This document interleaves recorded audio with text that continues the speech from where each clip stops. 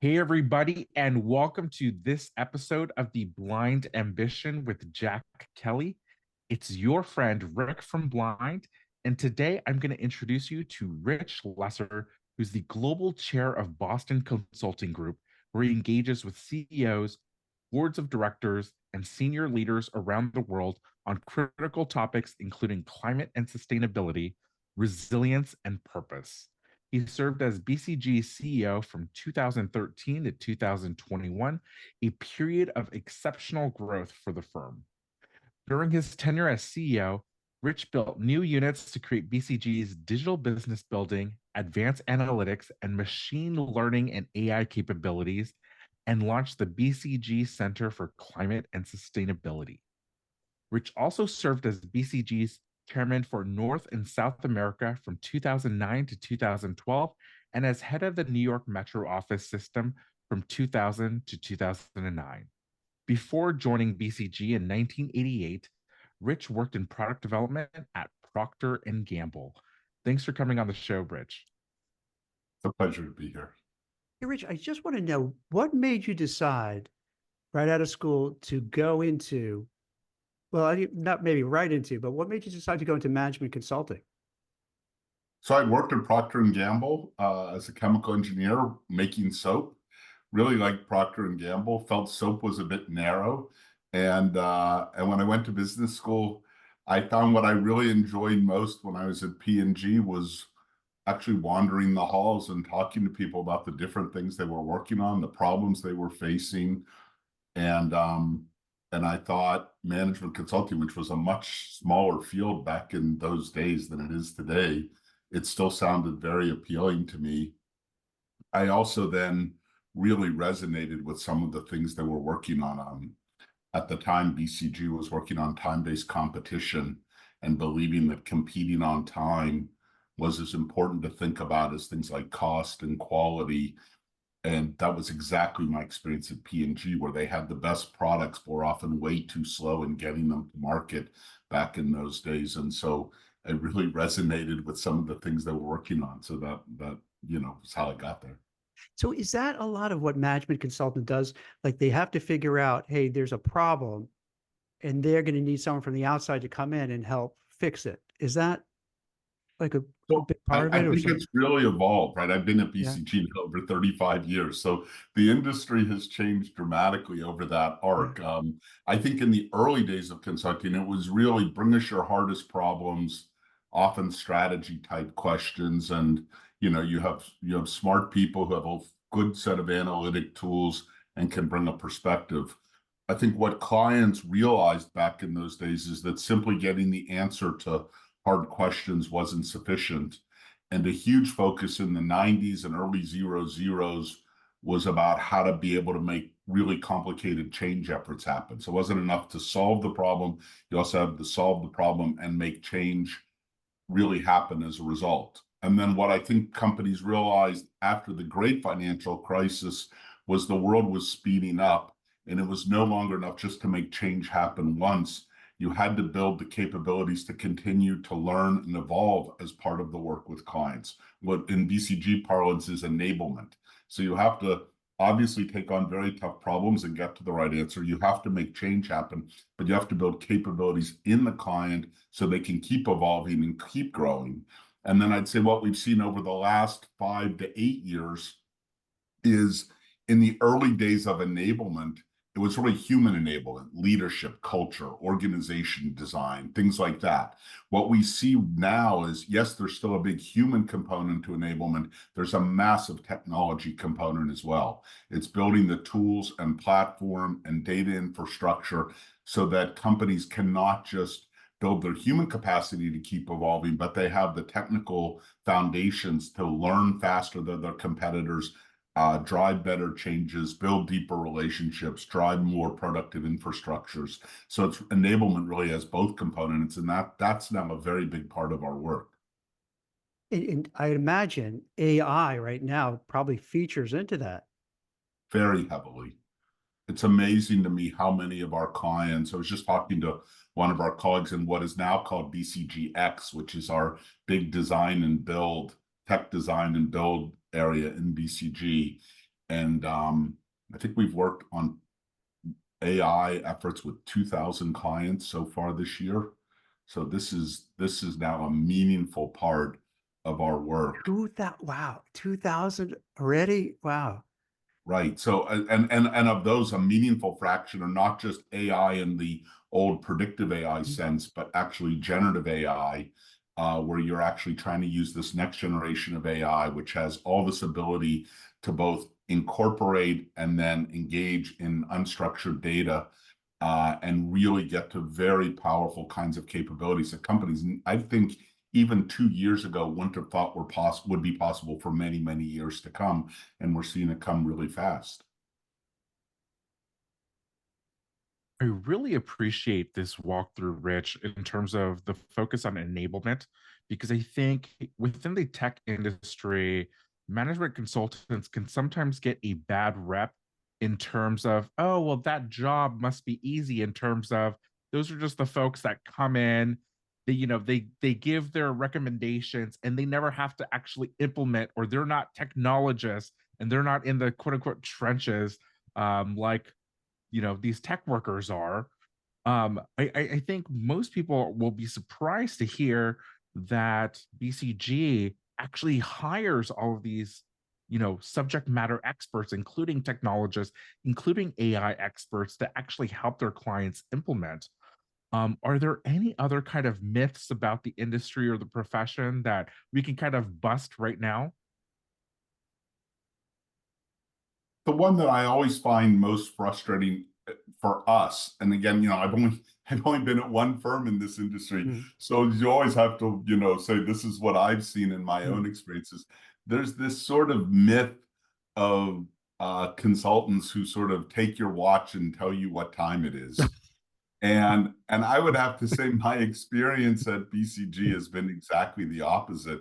If someone sort of feels like they know the answer to their problem, we're way too expensive. And frankly, we're way too direct about our views to be the people that you would want to hire. We take a lot of pride and put a lot of emphasis on our training, the kind of people we hire, for just the opposite, which is obviously people that collaborate well, that listen carefully, that don't ignore the experiences and the learnings of our clients, but are there to bring a new perspective, an independent point of view, to ideally be able to get to an answer at the end of an effort that isn't what any of us knew at the start. It's not that BCG came in knowing the answer, but it's also not that our clients did either. And it's this sort of shared experience of discovery and learning and challenge, and bringing the lessons that our clients have experienced, but also analogs from other industries and other parts of the world that allow us to get to better answers than others have.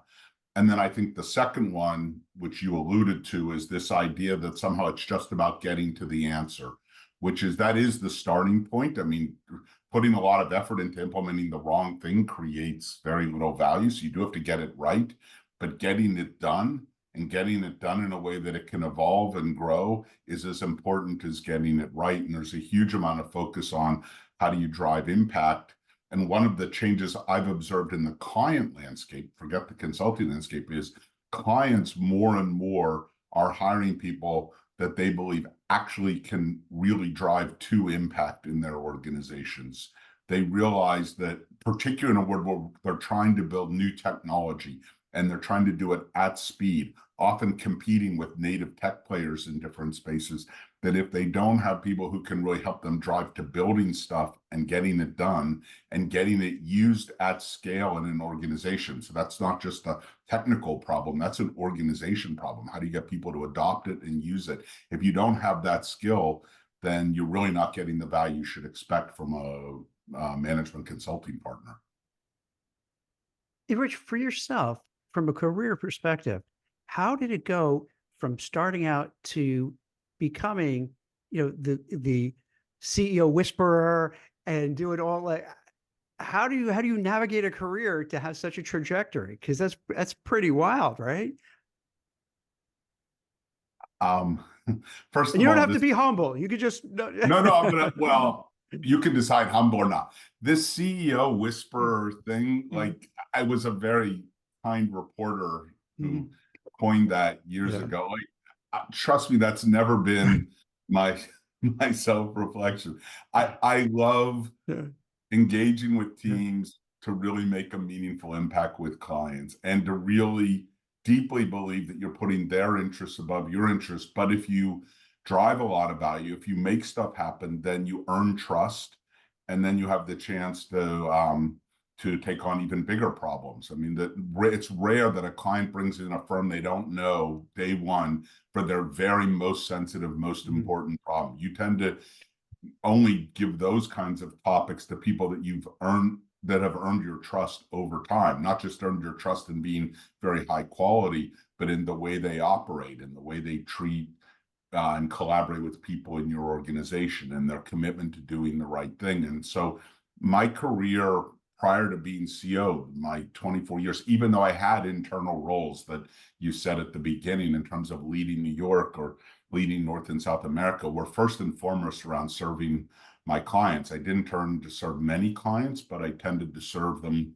quite deeply and over multiple years. And and that's what I loved. And I loved driving the impact. And I loved that I was constantly learning. I felt like I was on this incredibly steep learning curve, because BCG tends to be sort of one of those firms at the cutting edge as the business world is evolving. And I felt like whatever the issues were of the day, we were one of the first people in to try to figure out what it meant, whether it was large scale mergers and acquisitions or globalization or huge change efforts or the earliest waves of technology, even back in the late 90s and in the early 2000s.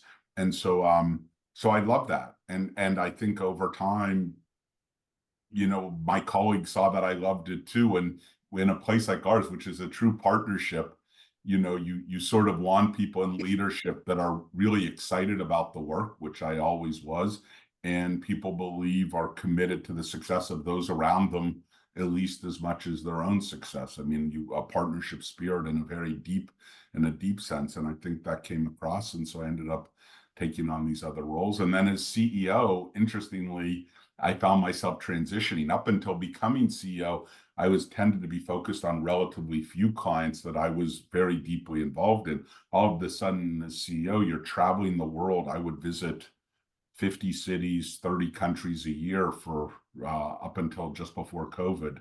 And in those visits, now all of a sudden you're talking to, hundreds of clients a year. And in each one of them, you're trying, of course, you have things that you want to share with them, but mostly you're trying to listen really carefully to them and think about what you know from what you've seen in other parts of the world that can be meaningful to them and helpful. And that was a new skill to learn. And I really enjoyed it because I was in this constant learning mode all around the world, and a chance to give back, not just in one client very deeply, but in many senior leaders in smaller snippets, but often meaningful ways. It's, I'm drawing some conclusions for the audience. And the audience basically is people who want to really thrive in their careers and get advice. And it seems like it's very additive that the way you're describing your career, you're interacting with really smart, accomplished people. And the more people you interact with, the smarter you get and the more knowledge you get. And it kind of keeps growing. And then also, it seems that you bring a passion to what you do and excitement to what you do. And that seems to then spur on your career. Do you think that's good advice to give to people? Like to be like really positive about what you do and really excited, and that people pick up on that energy, and that's how you get promotions. Is that fair to say? Yes, I I agree with that. I think you have to have a passion. Mhm. It's very hard, particularly in a career that spans many, many years. It's not a short-term thing. In my case, it's multiple decades. Like, to do that, you have to love what you're Yeah. doing, and you have to genuinely love the people you're doing it with. I mean, I can't imagine a career where you didn't wake up in the morning. Not that every single person's going to be a great friend out of work, Mhm. relatively. I don't have that many BC. Now I do, actually. It's so many years. But for a long time, I had a few very close friends at BCG that were friends out of work. But I didn't have tons. I wasn't constantly hanging out with huge numbers of Right. people. But when I was at work, I genuinely liked working with them. I was committed to their success. I felt like many of them were committed to mine. And we're in it together, and we're trying to make a positive difference. I think you have to have that kind of energy and that sense of being a part of community if you're really going to give of yourself. And in the end, getting bigger roles in an organization. And ours, it's more a partnership culture, but even in a corporation, people want to feel like you're all in. You're in it for the team. You're in it to make a huge difference, and that you're committed to the people around you and love the business you're in. Now, I'm curious. Recently, with like the student debt crisis, there's been a lot of focus from younger professionals, or even professionals to be, to go to university and study something quote unquote practical, like computer science, that can earn some big bucks and kind of pay off those student loans. What advice do you have for those folks that might find themselves in a profession where they chased compensation, or they chased quote unquote prestige of a job profession, and they don't have that vigor or that passion or that excitement in their day to day? Can they still make their career work in the way that it can get accelerated in the way that yours did? Well, so first I have to acknowledge I'm not so different than some of those students. I grew up in Pittsburgh in the 1970s. It was like a depression era. My father had lost his job in I think 1980. I mean, when I went to Michigan, I went there first and foremost to believe I would have a good job at the other end, and that I didn't have a lot of money. I had some debt coming out of college. I was going to have to pay that off. So, and then I became a chemical engineer, because in those days, like chemical engineers, I was good at math and science, and I loved chemistry, but I'm not really an engineer. I mean, my wife doesn't trust me to fix anything in our house, like nothing. But engineers got good jobs, and that was a big part of the motivator for me. Once I got into that world, I realized that while I did love hard problems and I did love science and math, that my heart wasn't as an engineer. Like, it didn't fit. It was, in theory, it could have fit for me. I probably could have been pretty good at it, but it just wasn't where my heart was. And so the decision to go back to business school was like, I have skills that I think are pretty good, but I think I'm applying them in a place that doesn't give me passion, even though P&G as a company is a terrific company. And so I think that's part of what drew me to business school. And what I would say, particularly for people very early on in life, but I've watched people in mid-career do it too. I think there is a chance, you go to college to build a set of skills. Hopefully you get some really good life and work experiences in the years out of college, but it's not a destiny that means you're stuck forever. I think the 20s in particular is a time for exploring and building your own skills and figuring out what gives you passion and what sort of environments you really can thrive in, and then figuring out how to get to those. For some people, like for me, and also for my wife, who went from banking to media. I mean, she went to business school for the same different career path, but the same goal, which was, she realized she didn't have passion in the banking world, and she'd always wanted to do something in the media environment. And so she used business school as a transition moment for her. She took a huge pay cut to do it. I mean, they paid a lot more in banking than in the media world, but I think for her as well, you build skills, but she learned a ton. She was doing systems work in banking. She grew enormously doing that kind of work, but it wasn't where her heart was. And so I think it's about both. I think it's about building skills and learning, but it's also describing what gives you energy and figuring out how to direct yourself to that. Sometimes it's about more school. Sometimes it's taking a bit of a risk. Sometimes it's, just taking a jump. I would encourage people in their 20s to think about both elements really, really carefully.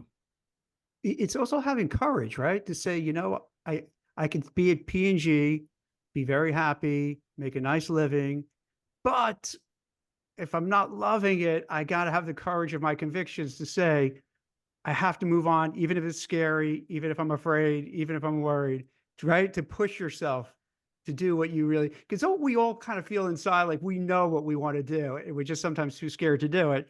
But you have to take, and do you think that's kind of the separation between people who get really super successful and those who don't? Because they have that, they know what they want, and they just go after, as opposed to playing it safe and just, just doing the average stuff. I think it's true for both people and for companies. Mhm. Just to this point, so when Christoph Schweitzer, my successor, became CEO, he's a wonderful guy, and I'm Not as good thrilled. as you, though. He's okay. He's fantastic. And but I gave him a poster. I Yeah. had a framed poster that was actually hanging on my mom's classroom. My mom taught eighth graders, and every year she wasn't very tall, and she'd bring me in. I'm not so tall either, but I was taller than her. And she'd bring me in, and I would be the one who would put up the posters in her classroom, Yeah. like when life gives you lemons, make lemonade, things like that. But the one that I gave Christoph, I don't know where the quote is from, but it says, when ships in a harbor are safe, but that's not what ships are built for.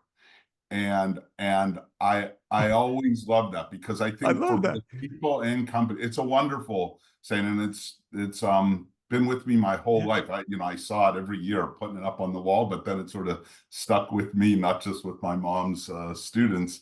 And I always felt like it's true for people and it's true for companies, that you get good at something and you think, let's just stay close to home and let's just do that. But we're not just built to do what we're necessarily doing today. And certainly for companies right now, in a world of so much change, I think it's one thing to be clear about what your purpose is. It's another thing to think that that what you do today is what you continue to do. We all have to keep changing and growing. So I do think that's very applicable for people. Rich, I don't know if this is fair to ask, but I would imagine your mom was probably a pivotal piece in terms of your growth, because having that up on the wall, that says something a lot about her and how she views the world. And it probably went down to you as well. What was your mom, your dad? Were they like very positive people, very Yes, and motivative, in you know? very complimentary ways. The irony of this, my mom was a middle school teacher, and my dad was an accountant who then was a CFO of different companies, and then at age 59 switched to public service. He worked with the community of governments in northwestern Pennsylvania until he was 79, trying to bring communities to get them to work together. It's interesting. I think I learned a lot of my consulting skills from my dad, because it was, he was constantly a problem solver by nature. You couldn't, whether he was in business or when he did, work with local community governments, he was always trying to figure out, well, what's really going on? What's a different way to think about it? How do you get people to work together to solve the problem? My mom, though, teaching middle schoolers, which is not the easiest thing, Oh, seventh that's and eighth hard. graders, and hearing her stories year after year about, how do you get kids to do this? I mean, how do you create the right environment where everybody can thrive and learn? How do you think about discipline in a way that isn't just, a teacher up there, shouting at the students? She never raised her voice. Like and I think hearing those stories over and over, actually for leadership, for the roles I took on, particularly in a partnership culture where it's not a culture of, a corporate, boss sort of command and control. We're a team and we're trying to get better together. I actually thought a lot of my leadership lessons, including the poster on the wall that I mentioned, like I think sitting around a kitchen table every night, listening to stories about being in a classroom all day, I think really had a very meaningful impact for me. I thought a lot about how much sort of her experiences and her approach to working with young people really helped me throughout my career within BCG. Because you think about it, that's what you're doing with your career, taking her advice that she would give to you, and now you're sharing it with the clients and your coworkers. So it stayed with you, it seems like. I think it had a big impact Yeah. for me on well, also just the kind of human being. Like, she was so focused on how you respect each individual. And I never felt like she was using the power. It's obviously a power imbalance when you're the teacher and you have students. And many teachers, either because they don't have other skills or because they're just oriented that way, really are trying to use that power imbalance in very aggressive ways to get people to do what they want to do. And I watched her like never think about sort of the power imbalance. So it was like, how do I motivate students to want to do that? How do I get them excited? She was an English teacher, about wanting to read Sherlock Holmes or wanting to write. How do I help them follow their passions? Some want to read different kinds of books or focus on poetry, not novels or whatever. And it was like, I think she felt like her intent was not to tell people what to do, but unlock what would get them excited, but also to create some ground rules about how people would treat each other, how the classroom would operate. And I think in many ways, that sort of spirit is very deep inside me now in ways I don't even realize now, to be honest. Do you have any advice for folks that are trying to find that spirit in terms of unlocking their interest or passions in terms of their professional careers? The folks that, maybe they've been doing the same thing for a few years and they're just trying to think, maybe like, is this all that's going to be it for me in my career? Or, do you have any advice for folks that are trying to find that catalyst, that spark, that next level in their career? Well, first, I think sometimes people don't take the time when they are enthusiastic. They get so caught up in the day-to-day, what I need to deliver from my job or other things, that they don't use these moments to follow things that really do get them excited and to explore it. And one of the wonderful parts about today's world, there is literally nothing you can have a passion for that you can't explore in a variety of ways, just online. Whether it's the podcast you do or others, there's so many different ways to get information, to consume, to connect with others. And I think that too many young people get caught up in the very narrowness of what they feel like they need to do in the short term, and they don't use the opportunities that come to explore a bit more broadly. By the way, that's not just true for young people. I think that's a lifelong thing. I think that is as important now that I'm in my 60s as it being in my 60s as it is in my 20s. This willingness to have a spark of curiosity, to see something you didn't expect to see and go a little bit deeper, to have a conversation with someone that isn't the person you talk to every day, but maybe has an idea or seems to have an interest that is something you've always had a desire to learn more about.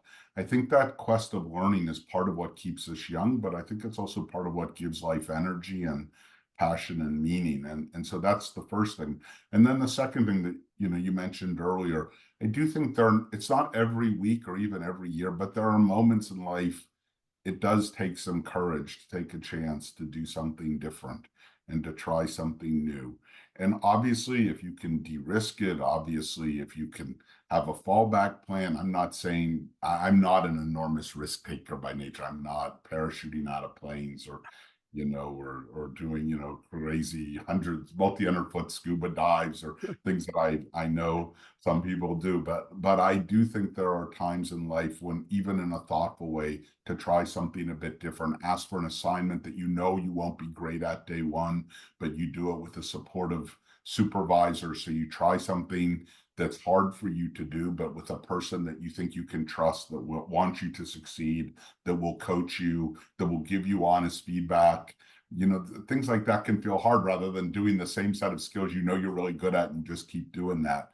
I think that there are multiple ways, but I do believe it's important, particularly if you think about the arc of a career, not just, being happy in this particular year. So, Rich, first of all, I don't think you look like you're in your 60s. I thought, but anyway, you look much younger. But once you hit a certain, it's nice that you say it. I will, But once you hit a certain age, do you feel also as the chairperson now that like it changes, that you become that elder statesman? Is that kind of a progression that you think of or look at? The difference is what you think of yourself, and then when you step back of how others look at you. Like, I sit with people in their 20s, 30s, and 40s all day long. That's the vast majority of people I work with. BCG's a pretty young place. And I just feel like one of them. We're rolling up our sleeves to solve a problem or figure out how to, engage with the client, or we're building a new capability and we're kicking around ideas. But then every once in a while, you realize, like, how are they looking at you? And then I think how I looked at people of my age now, when I was in my 30s, it seemed like ancient, right? So I think that for me, at least, part of the challenge and part of what I'm trying to, I hope I come across, I don't know if I always do, is that, we're just in this together. It's not like there's some, I know there's a hierarchy thing, though frankly, global chair is a wonderful title, but it's not like I'm anybody's boss anymore. That was the CEO role in the way BCG is structured more than being the global chair. But I know that from their perception, there's still this imbalance. And I don't think you do as good work together with people when one side perceives this big imbalance. And I do my best to try to create a spirit of we're just a team, we're working through something together. I obviously bring some life perspectives or experiences that they don't have. I want to contribute those, but it's not like I go in with all the answers, particularly when we get to topics like AI or climate, where the issues are so massive and so complex and everybody's in a learning mode.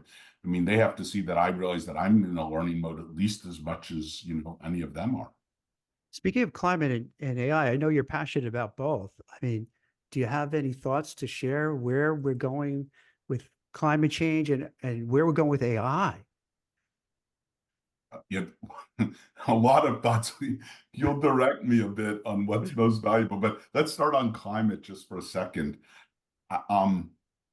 It's a concerning time. I mean, we should be reducing carbon in the atmosphere by around 7% a year in terms of our greenhouse gas emissions. We're still going up about 1.5% a year. That's a huge delta. And each year that we're going up means that what we need to decline should decline even faster if we're going to stay within planetary boundaries, whether it's 1.5 degrees C or well below 2 degrees C. So and we're even seeing it more and more. We're seeing it in the kinds of weather actions we're seeing and the floods and the impacts on people's lives. We're seeing it on things as basic as housing insurance, which is going up in many parts of the country and around the world and will only get worse in the years ahead. We'll see it in real life ways that affect people's lives substantially. What's encouraging to me, because it's always easy to focus on the negatives, and it is a concerning area, a huge concern, but I do see many, many businesses, trying to act and figure out how to make progress. I do see governments having stepped up, whether it was the IRA legislation in the US, whether it's a range of actions in Europe or Canada or Japan or other countries around the world. So it's not that there's no action being taken. It's that we just have a big gap between the actions that we're taking and the results that we need to achieve. And so we just have to keep pushing so hard. A lot of my focus, I think you mentioned at the beginning, but I'm very involved with the Alliance of CEO Climate Leaders, which is a wonderful group that the World Economic Forum has established, and I serve as the chief advisor to that. And we're very focused there on having people start to think about systemic change. I think the first actions in climate when you're a company or frankly a government is you walk the walk. Are we ourselves behaving responsibly? But what's true right now is the sum of responsible actions is not equal to the magnitude of the change we need. So I think people need to ask themselves a second question. The first is, how do I act as a business responsibly? But the second is, what can I do to promote systemic change that extends beyond the boundaries of my own company to drive that? And I think some of that's what you do with your supply chain partners. Some of that's how you support your customers. Some of that is how you work with governments. Some of that's how you work in industry. I think we're going to need a lot more focus on systemic change from a lot of different players, both in the public and private sector, if we're to accelerate the progress anywhere close to what we need right now. I mean, when you hear when I hear something like that, it just seems so challenging. How do you have the wherewithal to, when we talked about impact throughout this conversation, how do we kind of demonstrate that impact and do it on such a, continuous, consistent scale over time? Right. It's funny. I had to change my mindset a lot. I'm a very goal-driven person, and you sort of have to be to have had a sort of successful business career over the long term. And certainly as a CEO, I had, goals for what I hope BCG could achieve in terms of the value we deliver to our clients, the ability to build new capabilities and grow our team. I think when you take on climate, the scope of the problem is so enormous that yes, the world should have goals, but for each of us as individual actors, knowing that we don't have full control over that. In fact, each of us, even the most powerful players in this world, only have a small amount of control over the sum total of what's needed. Then I think you just have to wake up